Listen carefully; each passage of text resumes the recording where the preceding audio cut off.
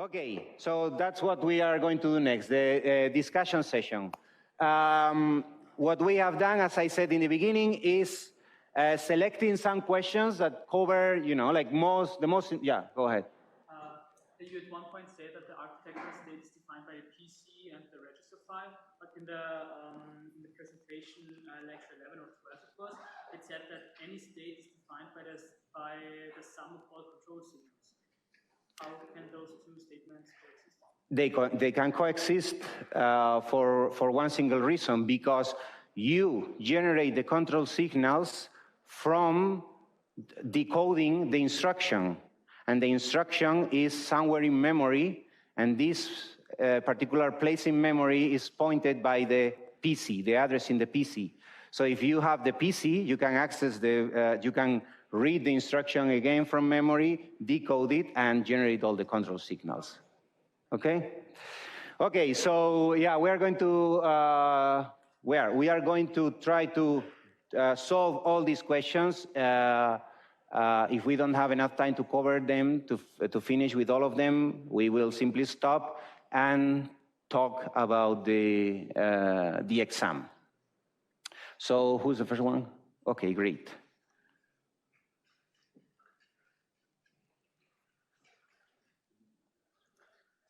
Should I take a break? It doesn't finish in 10 minutes. No, try to finish in 5 minutes. Okay, that makes sense. So do the break after finishing. Do the break after finishing, okay. All right. Okay. So the first question will be from the homework 2. The fourth question of homework 2, it will be. So the question is about, okay. So the question is about the Boolean logic and also truth tables, as it also writes here. So in this question, we have 4 inputs and also 2 functions which are directly related to these 4 inputs, and we are basically asked to fill this table and also write the Boolean formula for x and y here. So these are our inputs, A3 to A0, and these are our functions that we're going to fill the truth table here. So let's look at the first, you can see it, right? Okay. So let's look at the first question here. The first question, it says, describes x first, and what x is basically, x is 1 when the input, basically all of the inputs, does not contain 3 consecutive ones in words A3 to A0. Or otherwise, in other words, it is 0 when it contains 3 consecutive ones, basically. So let's find such occurrences in this truth table. So for example, it contains 3 ones consecutively, right? So then this means that here x should be 0. And we also have 3 consecutive ones here. So here also x should be 0, all right? And the last one should be, the last one is here. So this is 0. But for the rest of these, x will be 1. Why? Basically, for the rest of them, I won't have any 3 consecutive ones. And let's just very quickly write this. All right. Okay, so, and the question says, we fill the table and fill the truth table and use product of sums. This is product of sums form to write the corresponding Boolean equation for x. So basically, let me write it. So what a product of sums is we have, so we have terms, and those terms are, sorry. So for x, we have such terms, and those terms will be ANDed to each other. This is basically the product of sums, and here I will have the ORs here. So what products of sums says us basically, this x will be 1 if all of these terms are 1, right? Or in other words, this x will be 0 if one of these terms is 0, basically. So I'm going to pick the second option here because it will be easier for me to write the Boolean equation. Why? Because I have fewer zeros, and I'm going to write my equation accordingly based on that. So basically, I'm going to try to make x 0 if one of those terms becomes 0, basically. I'm sorry? All right, so I didn't write anything yet.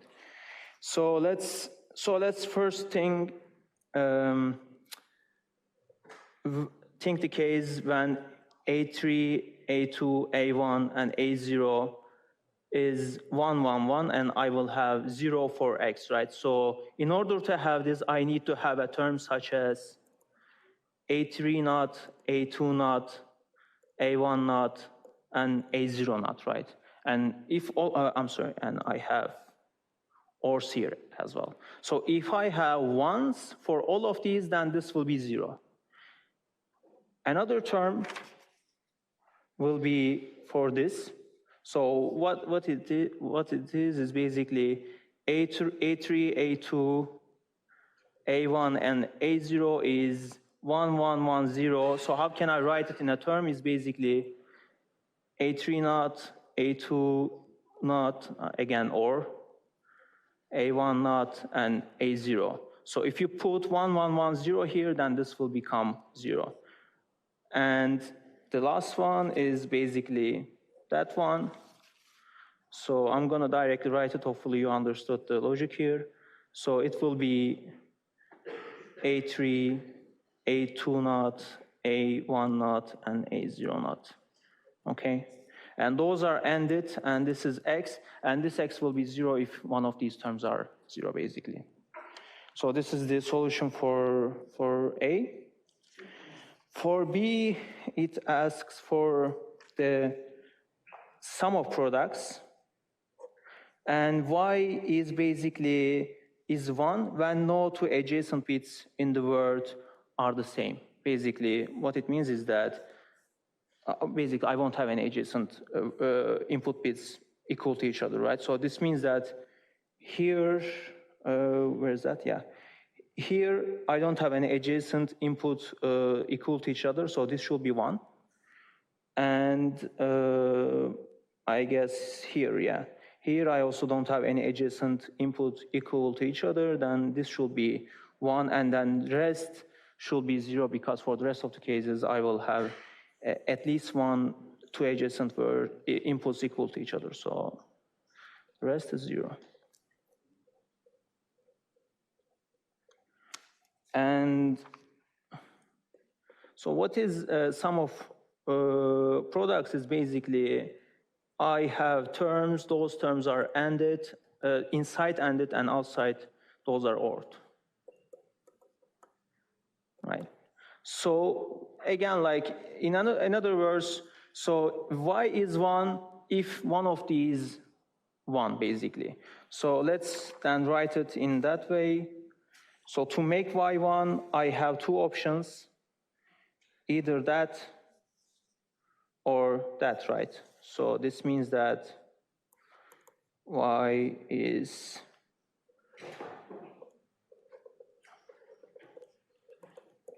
or A3, A2 not, A1, and A0 not. So this is similar to each other, but instead I OR the terms here. And I said that if one of these is 1, then Y should be 1. This is what the question is asking for, basically.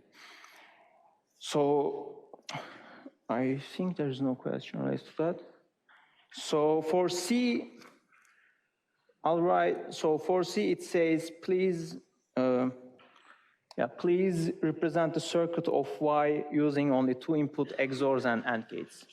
So this will be, I'll write the circuit in a very intuitive way, and also I'll show you the equation later, but very intuitively how you should be thinking is basically for Y, so I shouldn't have any 2 adjacent inputs equal to each other, right? So this means that those are basically XORs, right? So those shouldn't be equal to each other. So then how can I write it in that manner is basically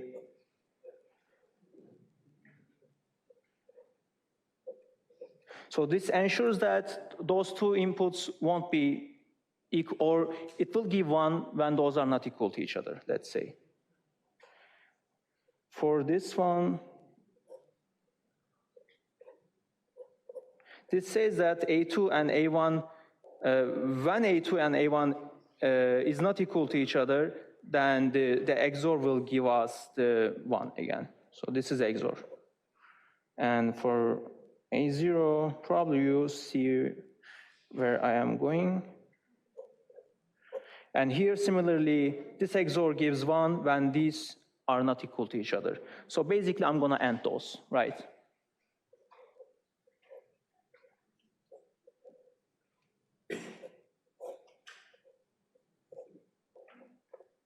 And this is our very intuitive circuit.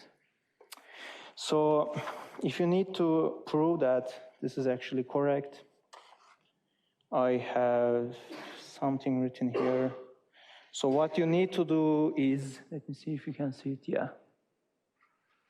Yeah, what you need to do is basically, you need to write y in a Boolean equation and also take the De Morgan, right? And so when you take the De Morgan, you will have something like this. So you can distribute those in such a way that all of these will be cleared, and the rest will give you some bunch of XNORs and XORs, and some of the XORs or XNORs will be implicitly included in other XORs, and then you will also end up with the same circuit. All right, if you don't have any questions related to that, we can take a break. Yeah. I'm sorry?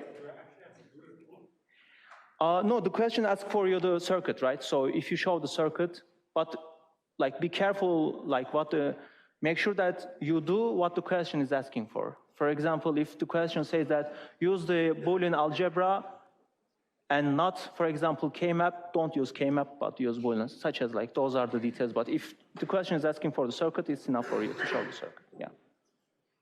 Okay, thanks. Hey, we are going to continue now because we want to solve as many questions as possible. Okay.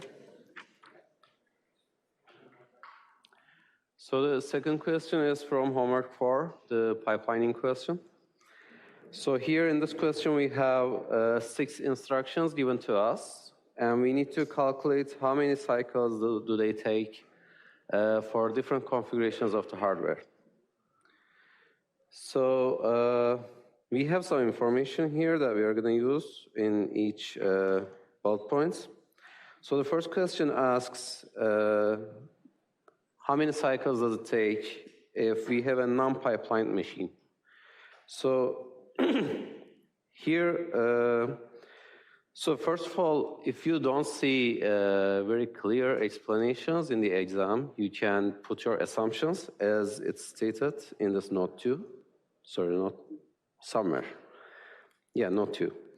So as long as you made assumptions that make sense and you follow, you be consistent across the question, then your solution should be fine.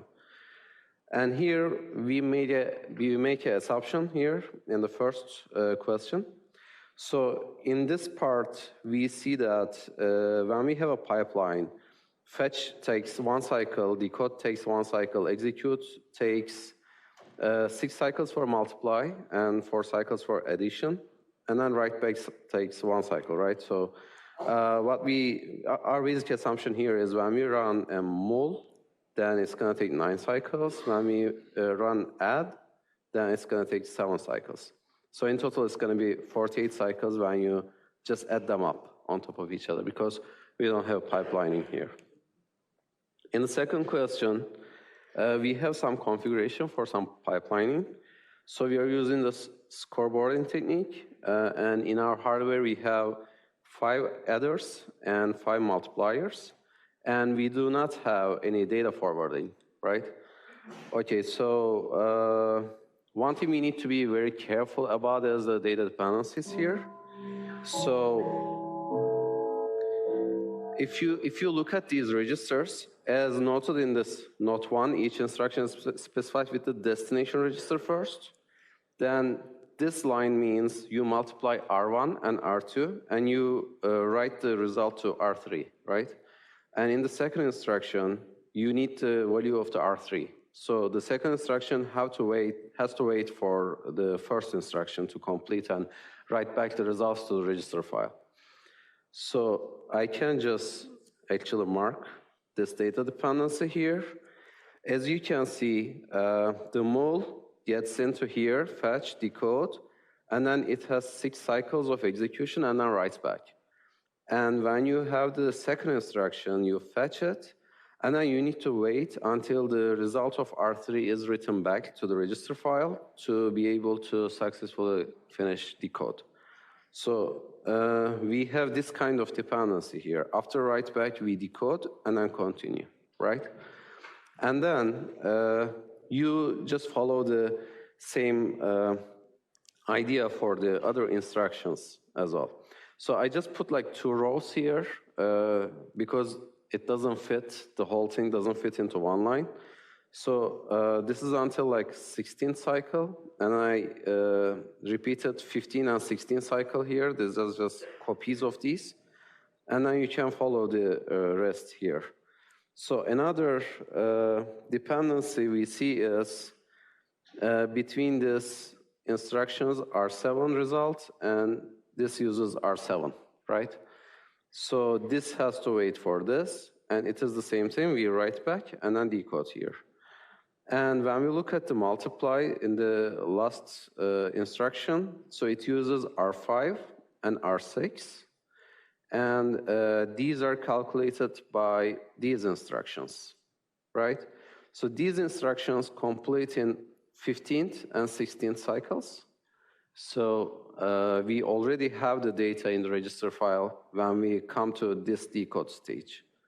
Then we don't have to stall, and we can just finish executing the program in 28 cycles. Yes? Why can't you decode the following instruction while it is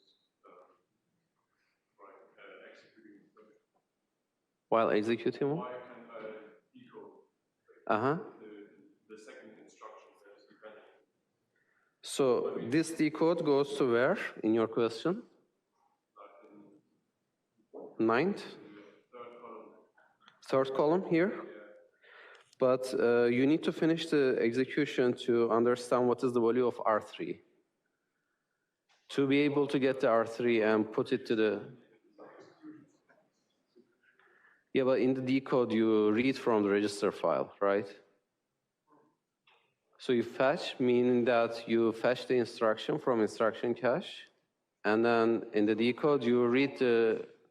So fetch the operands is in the decode stage, like include. Yeah, so you need to fetch the operands from register file and decode stage, yes.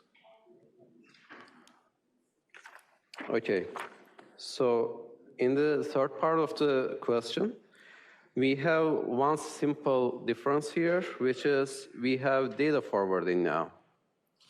And we still have 5 adders and 5 multipliers here, and we are using scoreboarding technique. Okay, so what matters here is now we can get the result earlier than we were doing in the previous part, right? So the result of the first instruction is ready here at the end of 8th cycle, right?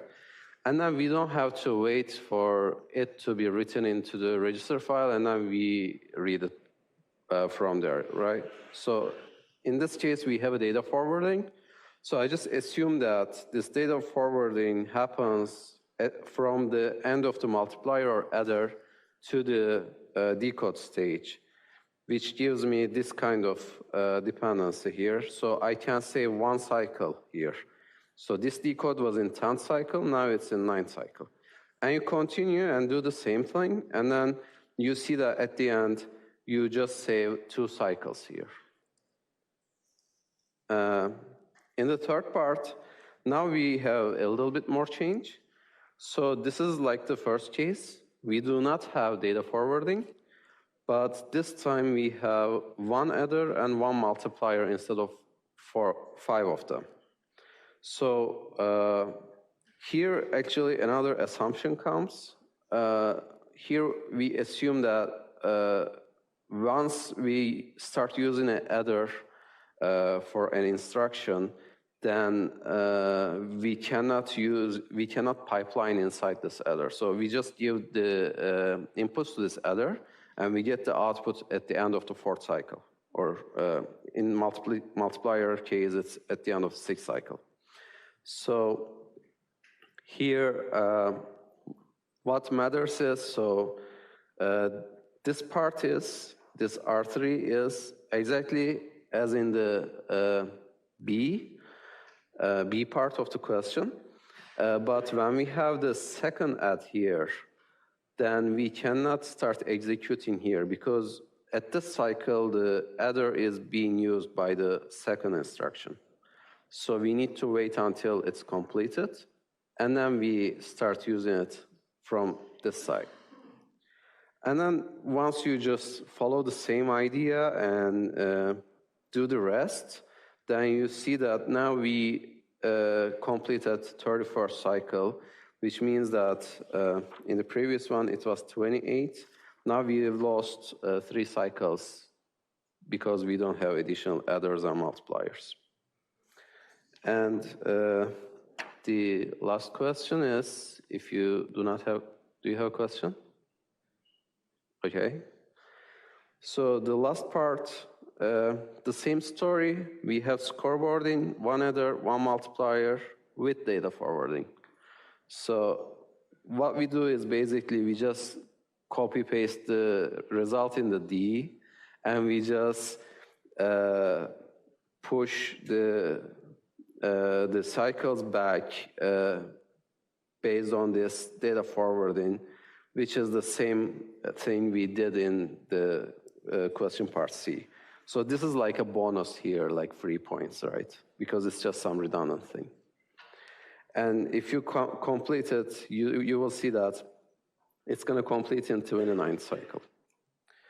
And that's all of the pipelining question. If you have questions, I can answer. Yes?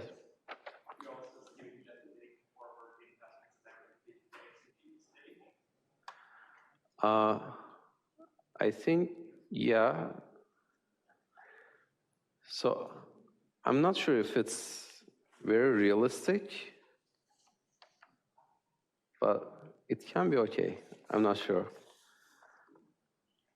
Could you email after the class, and I can give you a more deterministic answer? Yeah. Yes. Which one? This one?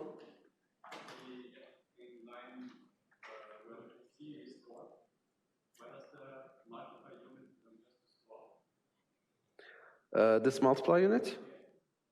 So this is, okay, so there's another bottleneck here, right? So you have to fetch and decode these instructions, and you have a bottleneck over there. So the fetch stage of the pipeline is busy with the second instruction still here.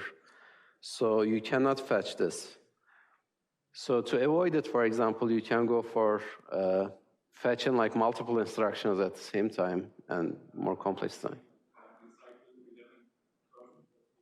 Cycle 11 here. So you're asking why this stalls here? So after fetch, it needs to go to decode, and the decode is busy with this here. Any other? No? Okay. Then we can go for the next question, I guess.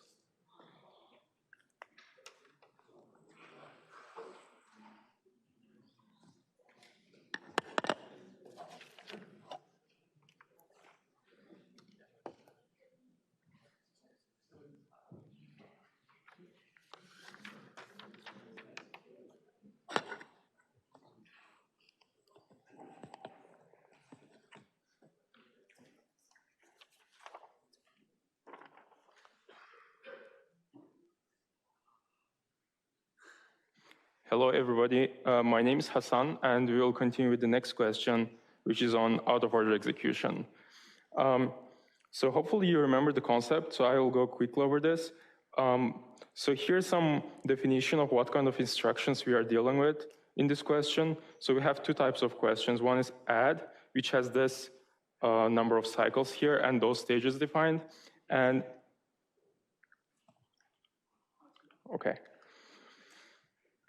Okay, yeah, as I said, so the add instruction has those stages here. I think in total it's 9 cycles. Yes, it says it here. And then for multiply instructions, we have 11 cycles in total, so 2 more cycles in the execution stage. And the question is also describing it well, like what is the policy for reading back the data. So it is basically when you have data dependence between 2 instructions, the instructions that depends on the result on the previous instruction has to wait for the data to be written in the write back stage. And in the next cycle, it can start executing. So the question has multiple parts. One of them is figuring out an instruction sequence that's composed of 5 instructions based on the information given in this table. So this part is how the values in the register file looks like before the execution of 5 instructions. And this is what happens after executing those 5 instructions. Yes? In the previous question, we said that if there is a data dependency, we can only start a decode after the write back finish, and now we're assuming that we can start executing after the write back finishes. Right. So that's because of the difference between in-order execution and out-of-order execution, specifically with the Tomasulo's algorithm. So here it is different a little bit. So you will see as we solve the question. But basically here, the decoding operation consists of allocating an entry and filling the entry in the not register alias table. So you also update the register alias table, but you also update the reservation stations, right? So I can show you how it looks here. So probably this will remind you from the slides you saw in the class. Okay, so basically the decode operation here is allocating that entry, but when we talk about in-order processors, then decoding mostly means reading the values from the register file. And obviously you cannot read the values before writing the new values into there, right? Okay. So here, how you can figure out what the instructions are just by looking at those 2 tables here, like before and after version of the same table, actually. So there's a hint in this question, which is the fourth instruction is given to us partially. We only don't know the destination register, but we know that it is the multiplication of R6 and R6, right? And when we look at before and after version of the register file, we can see that R6 is not modified, right? It remains as 10. So we know that the result of this multiplication will be 100, right? But we don't see 100 anywhere in the register file, right? So some other instruction has overwritten this 100, right? And there is only one possibility because we have only one instruction coming after this multiplication instruction here. So we don't know exactly what is the destination register, but just by considering this information, we can tell that the destination registers of those 2 instructions are the same. Okay, so let's start one by one. So if you look at those given values and the final values we get, so basically your approach here should be trying to reconstruct the final values using the values that we have initially. So for example, we can see that R7 is updated, right? So it is 21 here, it was 11 here. So we can basically look for values here in this initial version of the register file to calculate this value of 21. So here the only option for doing that is adding together 10 and 11, right? So we cannot multiply 11 and 1 because we don't have 1 in the register file. So one instruction then should be an add, which writes to R7 and uses R6 and R7 as source registers, okay? So this is basically creating 21 in here. So let's look at some other values that has changed. So here we see 31 in register 3, and the original value was 7, right? So now, given that we have 21 here in R7, we can calculate 31 by doing an addition, another add instruction, right? So we will be updating R3, and we will update it by, so it will be again R6 and R7, okay? So we did that too. Other values that are updated is R0 and R2. So for R0, what we can do is, so we already calculated 31 here, and we have 10, and we have the multiplication instruction. So we can multiply those two registers and write the result to R0. So it will be a bit ugly, but this is the next instruction here. Actually, so initially when I was like solving this question, I was just writing down those instructions, but I decided to figure out their order later based on some other information. Okay, so here what I am doing is only just writing down instructions that I can figure out by looking at this table, but it happens that all those instructions have dependency between them, so it's very easy to figure out the order, okay? But if it's a bit more complicated, which I doubt that it will be in the exam questions, then you will need to look at some other information that will be given to you in the question, like the entire 5 instruction sequence completes in X cycles. Okay, so then you may end up with different orderings between those instructions, and different orders will result in different execution times, right? And then you can find the correct ordering by looking at the number of cycles. But anyway, so if we continue here, we said that we can get 310 to R0 by multiplying R3 and sorry, this is multiply, R3 and R6. Okay, and then we know that we have something here, so this will be the 4th instruction. And finally, we will need to calculate, so we also updated this, we will need instruction to calculate 410. And it is basically the addition of 310 plus 100, right? So this is already giving us 100.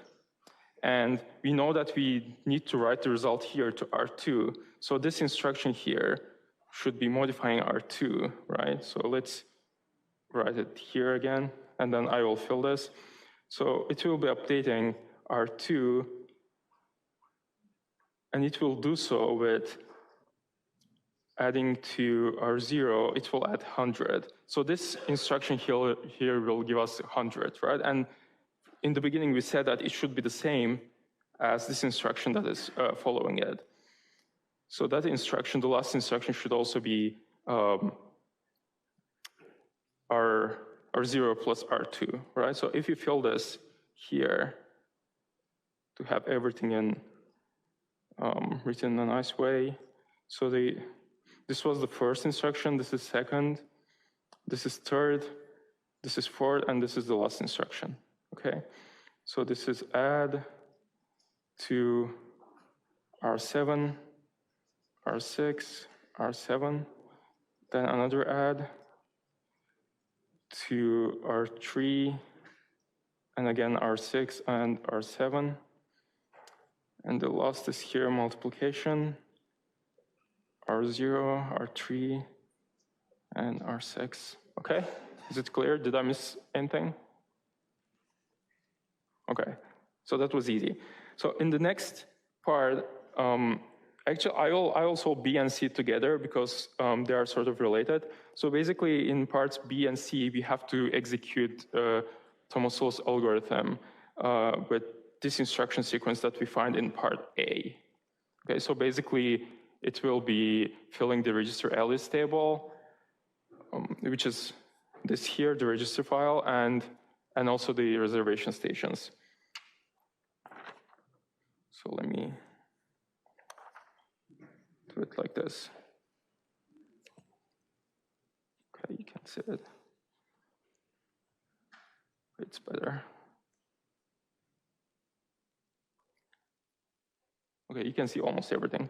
Okay, so one thing I forgot to say, it is asking specifically about the state at the end of cycle 8. So actually, first, it will be better to figure out what has happened inside the processor until cycle 8 or at the end of cycle 8. So here in the beginning, we were given with these stages that the addition and the multiplication is going through. So I will just write it here. So in the first cycle, for the add instruction, we will do fetch and then decode, and then we will go through E1, E2, E3, E4, E5, E6, and then it will be right back, right? So this is the first cycle, second, 3, 4, 5, 6, 7, and 8. Okay, so cycle 8 is where we are in the last stage of execution for the first instruction.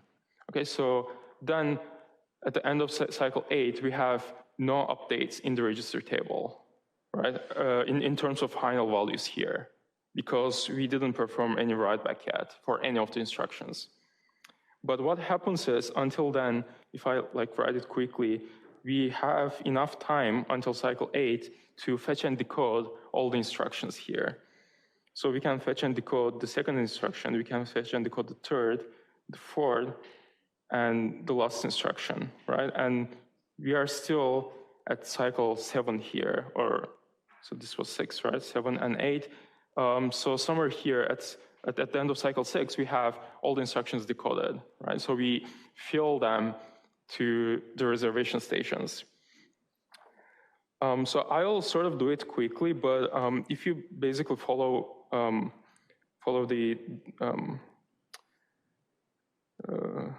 the scheme here, you can fill the reservation stations and register alias table one by one. So for the add instruction, so we know that at the end of cycle 8, we will just have the information recorded in the register alias table and the reservation station and nothing else, right? So let's fill this part first. So here we had the valid, tag, and value fields, right? Do you remember what those means? So tag is basically when you don't have the result calculated, but the result will come from another reservation station entry. And the tag is basically the ID of that reservation station entry, ABC for the addition unit and XYZ for the multiplication unit. Okay, so for the first instruction, we have the up-to-date versions of R6 and R7 in the register in the register file, right? So for those two source operands, the valid bit is 1. We don't have any tag because we are not waiting for the result to come from another reservation station entry, and we have the values. We can just look up from the register file, 10 and 11. So 10 for R6, 11 for R7. Okay, and then the next instruction is add to R3. So it uses R6 and R7, but R7 is updated in the previous instruction, right? So this time we cannot read R7 from the register file. So although the first source operand here will be again 1 dash and 10, so no tag, and it is valid. For the second operand, we will have 0 as a valid bit, and then we'll expect the result from A, reservation station entry A, and we don't have the value. Okay, so when this instruction in A completes, it will update this field over here. Okay, and the next instruction is multiply. So for multiply, we don't have R3, we are expecting it from here. We don't have R6. Sorry, we have R6 in the register file. So it will be 0, and we will get R3 from B. We don't have the value, and for R6, we have the value, which is 10. Okay, is it clear so far? So you basically continue in the same way. For the second multiply, we have the R6 value in the register file, so we'll just have the valid bit set and the value here. And for the last instruction, we'll get the first source operand from here, which we put into reservation station entry X, and R2 will come from reservation station entry Y. Okay, so this will be X, this will be Y. Both are not valid yet, and then we don't have the value. Okay, so we kind of did it decoupled, but at the same time, when you are filling those reservation station entries, you can also update the register alias table, but it was difficult for me to fit both pieces of paper at the same place. If I do it, can you? Nice, okay. So this is easier to fill. So basically for R7, we are updating R7 here, right? We will have valid set to 0, and the result will come from A, right? Because this is where we put the, this is the reservation station entry we allocated for the first instruction, and we don't have the value. Or you can preserve the existing value, right? So we can just write here 11.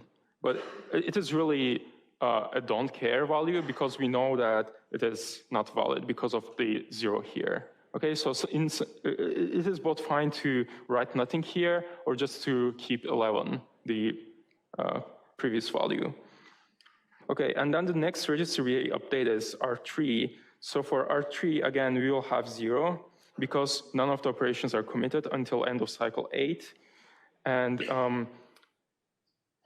it is allocated to B, okay? And then R0 is again not valid, and then it's allocated to reservation station entry X. R2 is allocated to Y, and R2 is again allocated to C. So here you basically update this again, okay? So we don't have Y in the register alias table, but we have Y in the reservation station entry over here, right? So when this instruction over here, Y completes, it will not update the register file, okay? Because the most up-to-date version is supposed to come from C, from the next instruction, but it will update the corresponding reservation station entry over here, okay? So if you do everything sequentially, you will see that every instruction is getting the correct value, and at the end you have the final values in the register file. Okay, and the rest of this register alias table is basically the same as the before here. Yeah. Would in this case then make sense to fill the register alias table from the bottom up based on the reservation stations? Because then we could never run into an issue where we write something in the register alias table and suddenly figure out, oh, there's a new rule value. Would it make sense to write it from the bottom up? Yeah, you can do that, but so how Professor Mutlu was like doing this in his slides was also whenever you first allocate a reservation station entry, you also update the register alias table. So it is totally fine to do what I did here, to initially put a tag there, and then when the next instruction comes and overwrites that destination register, you update it as well. So it is actually what happens inside the processor, right? Because you do one operation at each cycle. Okay, cool. I assume no more questions. Okay, let's continue with the next question then.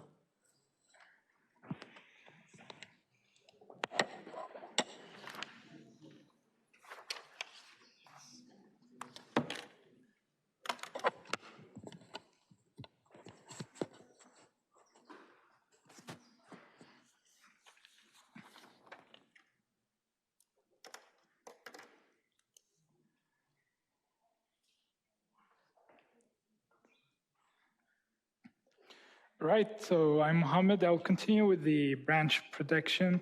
This is a very interesting question and easy, straightforward, but a bit tricky. So you have to be careful about every sentence here.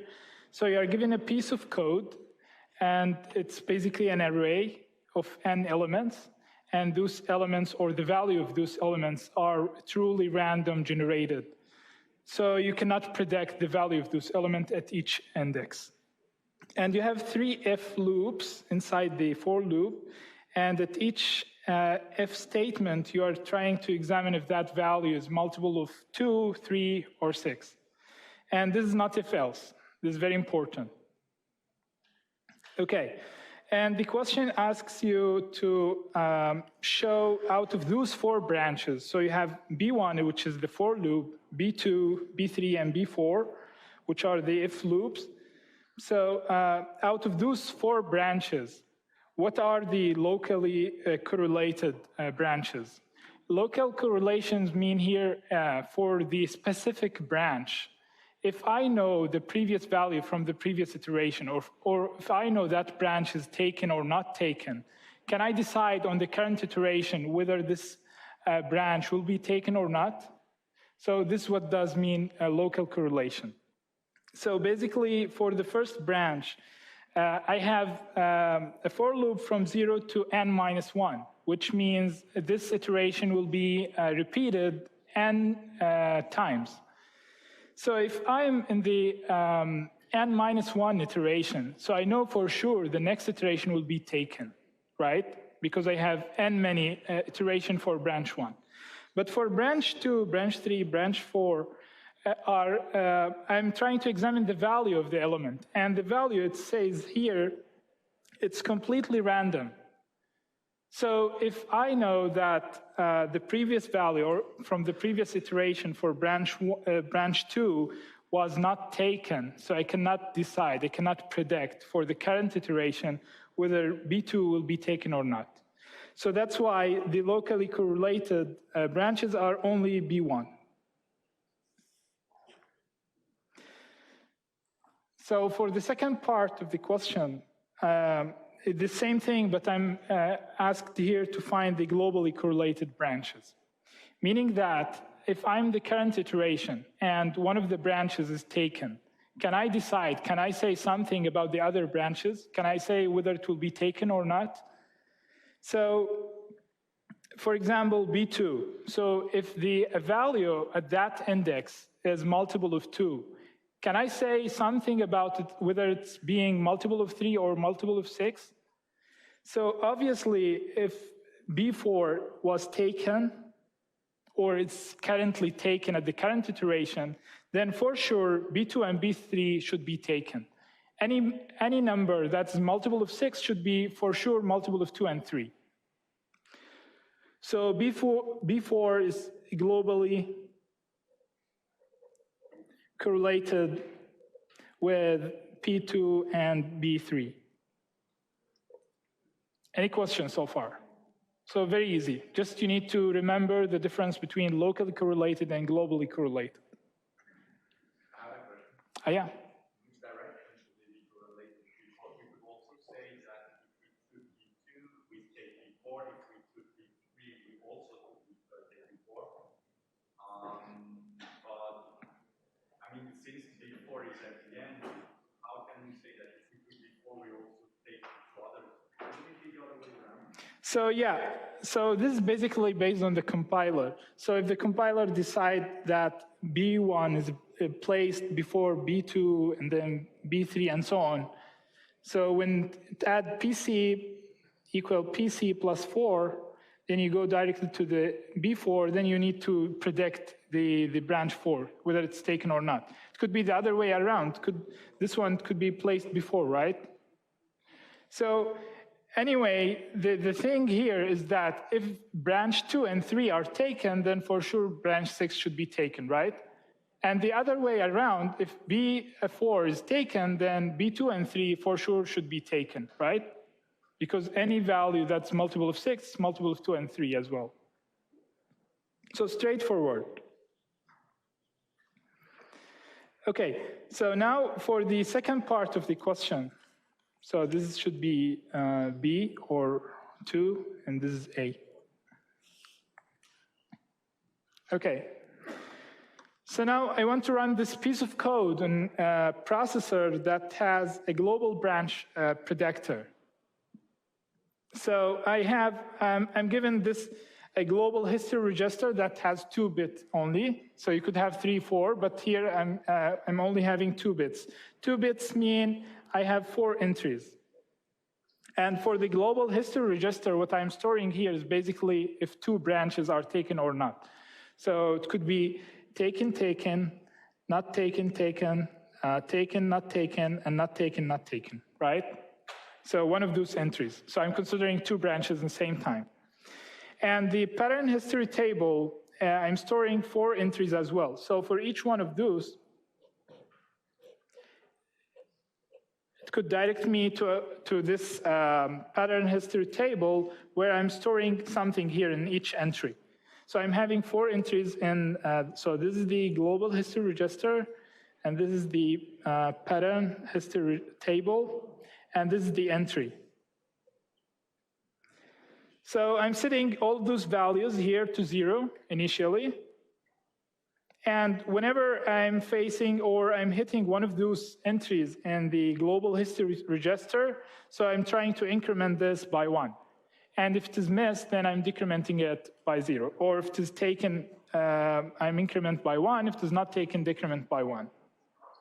So this diagram is given the other page, which is here. Okay.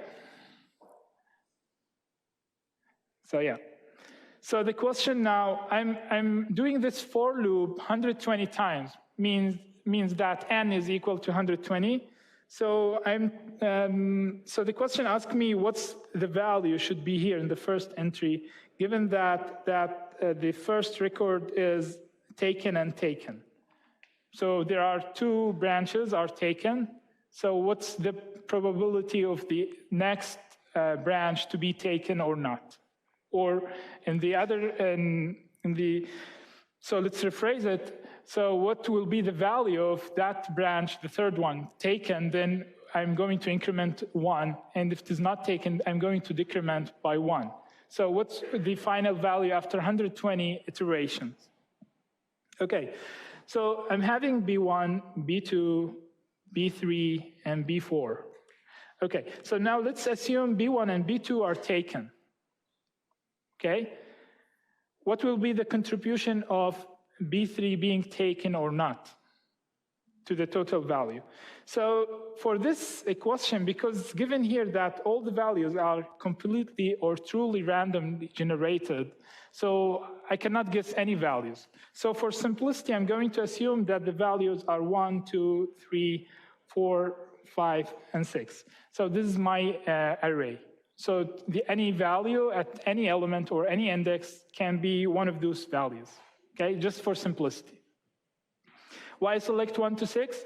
Because this piece of code is always examining the multiple of 2, 3, and 6. So this range should cover all the possible values. After that, I'm repeating myself. So after 6 to 12 is the same thing as 1 to 6, right? Okay, so remember that, maybe I could show it here.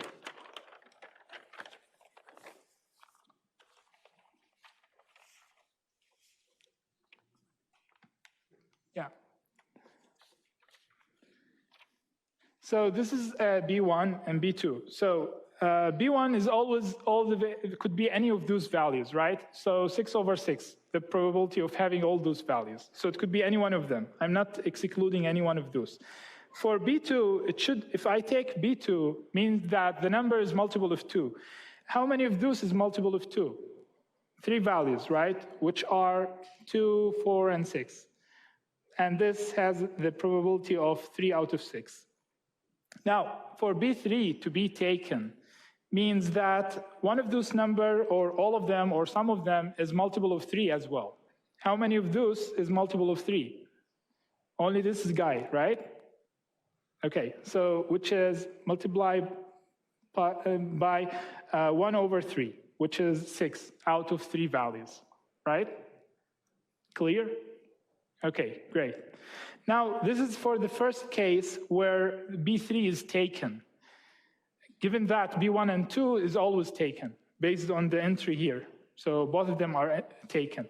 Now, for B3 to be not taken, which is the other 2 values, so 3 out of 6 multiplied by 2 out of 3.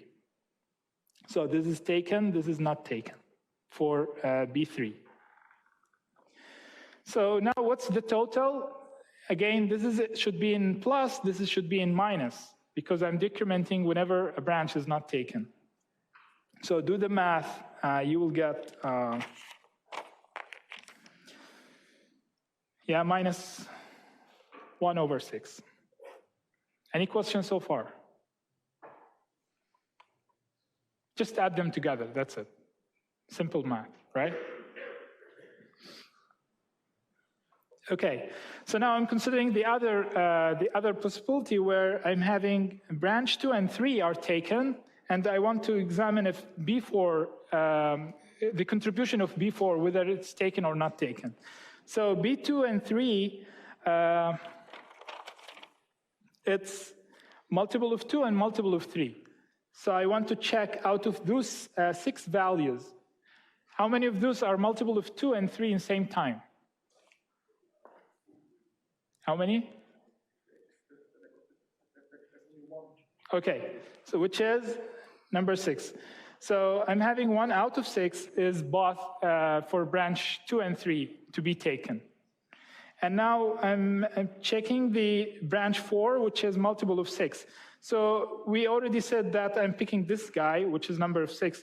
Now what's the contribution of B4 to be taken, which is single value, which is 6. So always 6 will be taken, right?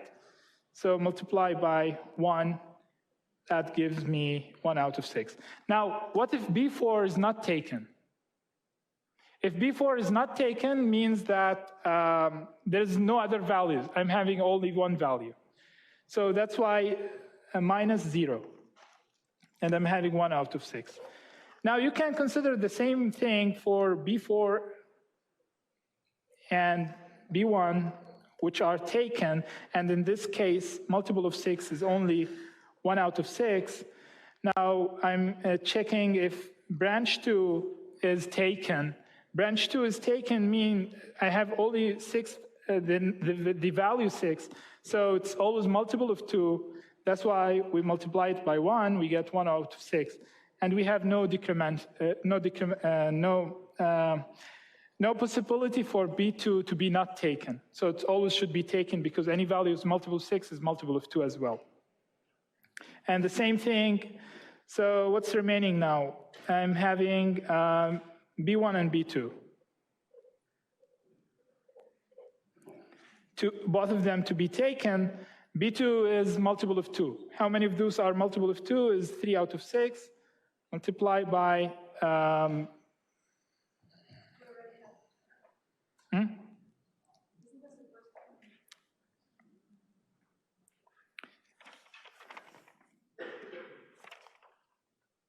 No, the first one was B1 and B2, and I'm checking B3. So here I'm checking B1 and B2. Oh, sorry.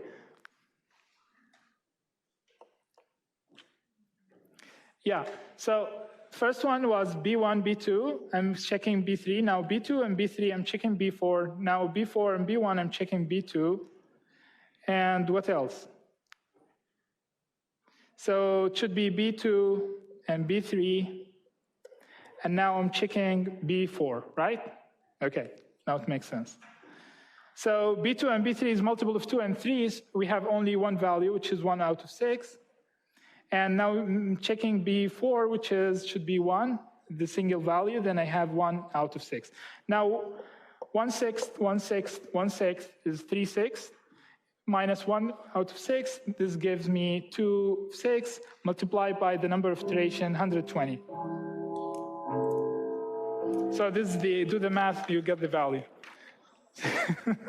Okay. Maybe you can continue. I'm not sure if you have something after that.